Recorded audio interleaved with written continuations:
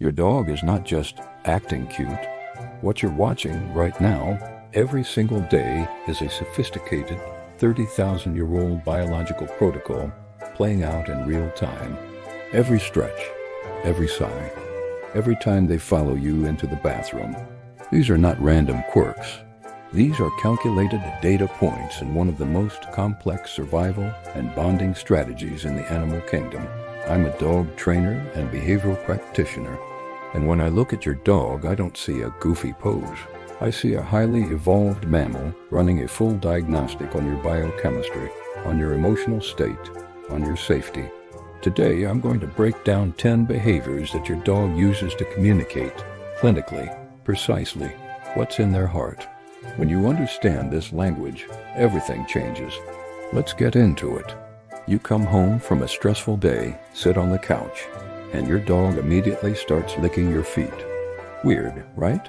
Actually, it's extraordinary. Dogs possess a structure called the vomer-anasal organ, also known as Jacobson's organ. It's a secondary olfactory system that detects chemical compounds your nose can't even register. When your dog licks your feet or hands, they're literally reading the cortisol and pheromone levels in your sweat. They're assessing your stress state with a biological instrument more sensitive than most lab equipment. But here's the trainer insight. This is also an appeasement gesture. Your dog isn't just checking on you. They're actively calibrating their own emotional state to match yours. They're saying, I see where you are, and I'm going to meet you there. That's not cute. That's empathy encoded at the neurological level. You shut the bathroom door. Your dog sits right outside it, or worse, pushes it open and just stares at you. Here's the clinical reality. Elimination is a moment of peak physical vulnerability. In the wild, it's when a pack member is most exposed to a threat. Your dog's ancestors were hardwired to provide security coverage during that window.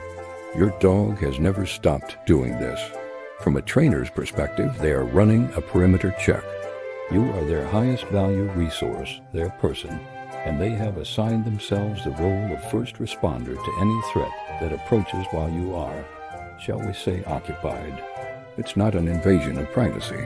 It is, biologically speaking, love on patrol. The head tilt breaks every camera. It's almost impossibly endearing.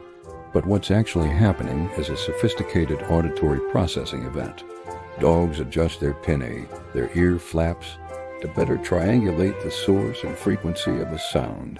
When they tilt toward you, they're also clearing their muzzle from their line of sight, which improves their ability to read your facial expressions simultaneously. The trainer layer is even more interesting. Your dog has learned that certain words, walk, treat, outside, are discriminative stimuli. They predict outcomes. When they hear something that sounds close to one of those words, they tilt to filter the audio, separate the signal from the noise, and confirm whether a reward is incoming. That head tilt is your dog doing active cognitive work. It is concentration. It is focus. It is, in a word, intelligence. Your dog is lying next to you, and suddenly, that long, slow, heavy exhale, the sigh. Physiologically, this is a transition from sympathetic nervous system dominance, the fight or flight state, to parasympathetic activation, rest and digest. It is a literal biological gear shift, tension leaving the body in one controlled breath. As a trainer, I call this the emotional all-clear signal. Your dog has assessed the environment, processed the inputs, and reached a conclusion.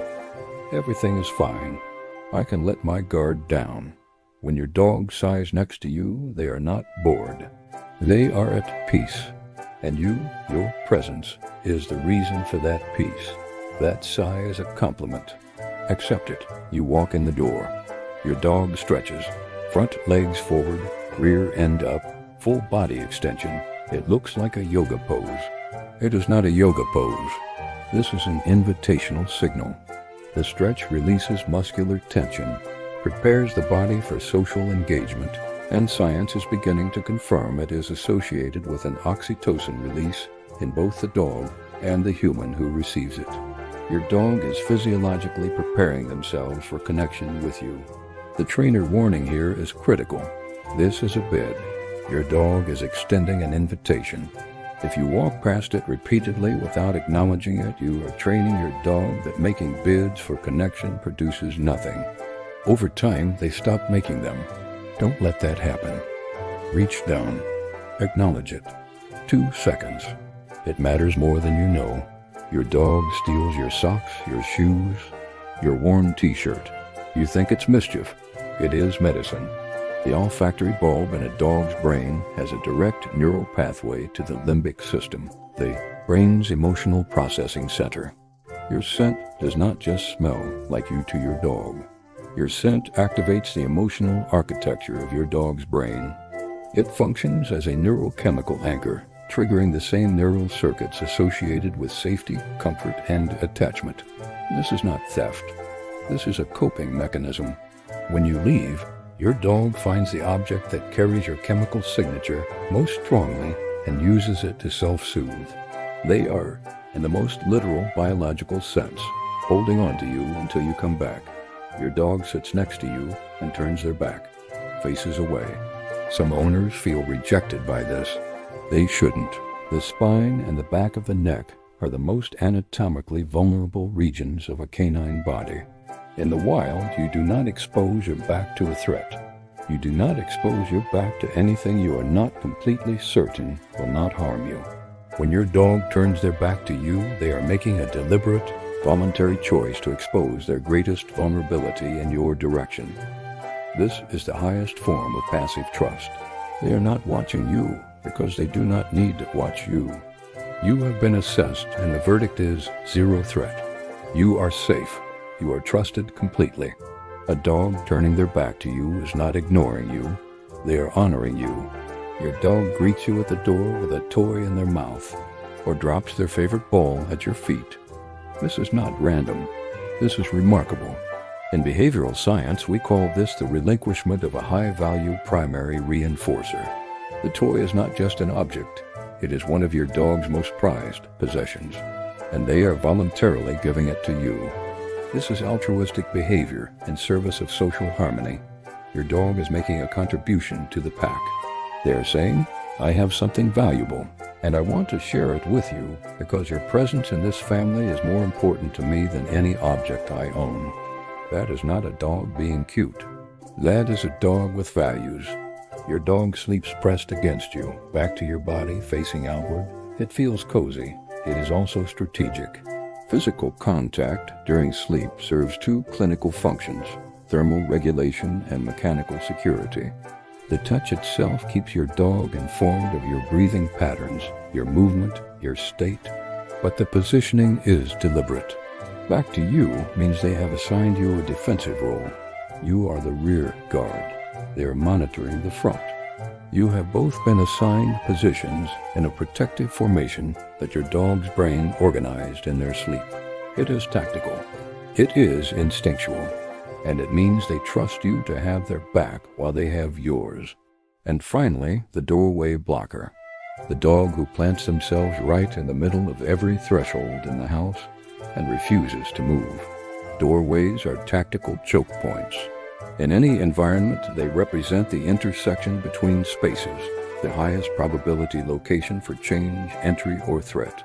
Your dog is not being stubborn. Your dog is positioning themselves as the first responder to any shift in the house's social or physical dynamic. They are the point man. They are on watch. This is loyalty expressed through spatial strategy. Your dog has looked at the floor plan of your home and identified the position from which they can best protect everything and everyone inside it. 30,000 years of coevolution went into every single one of these behaviors. Your dog is not performing for you.